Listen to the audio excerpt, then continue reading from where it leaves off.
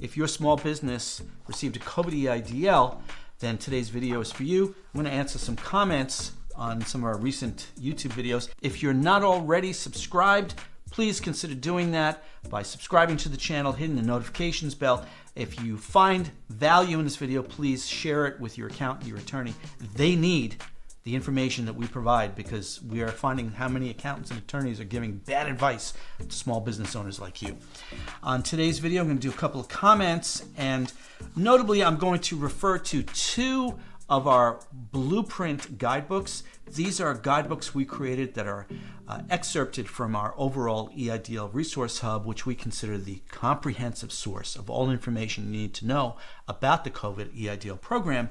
And we sell separate guidebooks for unique and special situations. Notably today, the two guidebooks I'm going to reference in response to these comments is our Payment Hazards Guidebook and our Bankruptcy Guidebook. Our first comment is from Teresa Marks 8969, and this is in response to a video we did about bankruptcy. Teresa writes, how to find someone to help you with bankruptcy on the EIDL loan if we want to close our business down. I think for me it's super scary. We took out a large EIDL loan. Every time they offered more money, we took it. Now we have a $400,000 loan I've been paying based on the Hardship program. But as soon as that ends, I'm sure I won't be able to keep up. My husband and I want to retire and dealing with personal issues. Not sure who to reach out to. I've been following your channel and a couple others to keep up with changes. Well, thank you, Teresa, for following our channel.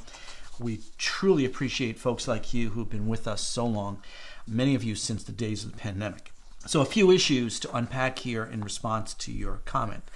In terms of finding someone, I know I just mentioned two guidebooks, but actually I'm going to reference a third guidebook, How to Find an Attorney, because we feel that folks like Teresa who are in trouble need that kind of clear advice I give. Based upon my experience in the real estate and mortgage banking trade, I've worked with thousands of attorneys for 30 years, and notably today, in 2025 with the COVID program and with problems such as indicated in this comment, we're seeing how many attorneys are giving bad advice.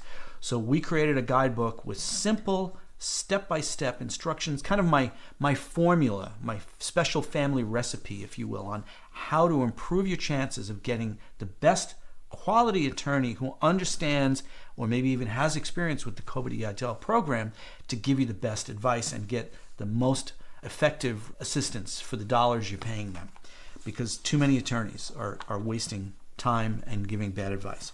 So that's the third guidebook that I'm going to recommend in this video. A second one, obviously, is the Bankruptcy Guidebook, Teresa, because it appears that we won't be able to keep up after the payment assistance ends, at which point, unless you have substantial assets from the business that you can dispose of, with SBA's permission, by the way, do not sell assets, do not sell collateral without getting SBA permission, because it's a big no-no. The SBA will really take you to task on that. If you had enough assets to sell and you got SBA permission to do that, and that would pay off the loan or pay off a large portion of the loan, then you should try to do that. If all else fails, as I've done on many previous videos here on our channel, it seems that because the payment assistance program is only 6 months, it's only a 50% reduction, it seems that the SBA is just not giving you folks any other options. You can't negotiate a payment plan. You can't negotiate an offer in compromise to settle the debt for less than the full face value of the debt. So there's nothing else to do but hire an attorney and file a bankruptcy.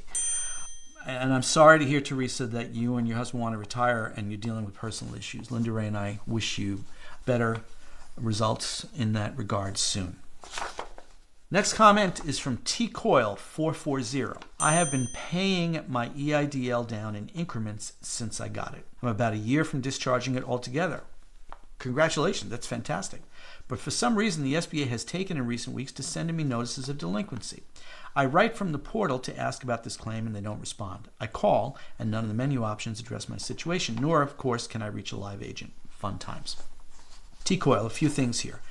Number one, good for you that you're about to discharge that. Now, in terms of the delinquency, I have an understanding of why that probably is happening to you. There is probably some payment at some point that was rejected by your bank, or even we've seen how SBA, you authorize a payment through ACH and SBA doesn't even request a payment from the bank. That's a thing. We learned that in 2023 and 2024 with the U.S. Treasury mess that happened.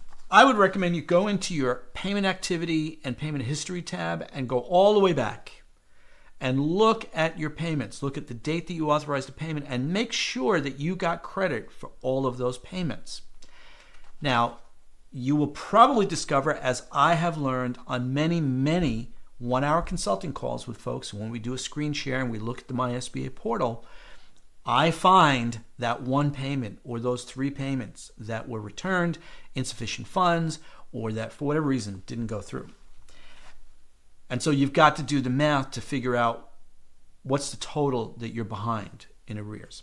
But you might also discover that the SBA has made mistakes, because we've seen many comments here on our YouTube channel and spoken to many folks on the phone on our one-hour consulting calls where folks say to me, you know, I authorized a payment and I didn't even realize that I was delinquent until months later.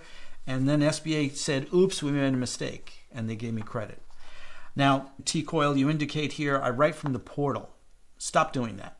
Folks, in my experience, the messages feature of the MySBA portal is inadequate at best. You are better off sending an email to the COVID Servicing Center, cesc@sba.gov. Make sure you include your loan number in the subject line. I want to say calling is a waste of time, but we've recently learned, and we're updating our guidebooks with the instructions, we've recently learned there is a method that you can use to get somebody behind the scenes on the phone and actually speak to a human being at the SBA. You can find that information in our updated guidebooks.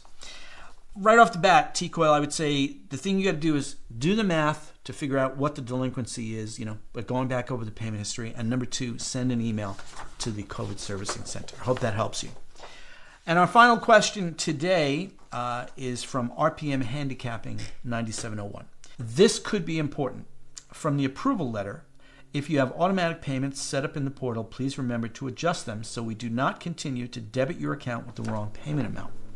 This is for folks who are enrolled in the payment assistance program, and they don't really send a letter anymore. Now it's an approval in an email or a message on the MySBA portal. And that message clearly states the same thing. If you have automated payments or what's called recurring payments set up on the MySBA portal, if you've been approved for payment assistance, which currently in the autumn of 2025, when I'm doing this video, is a 50% reduction every month for 6 months, then if you've already got your recurring payment program set up for a different type of payment, make sure you adjust it. Although I would say, as the EIDL expert, never use the recurring automated payments, because with the SBA, MySBA portal and the repayment system and all of its mismanagement and dysfunction, you cannot trust the concept of set it and forget it. This is not like your credit card or your mortgage or your car payment.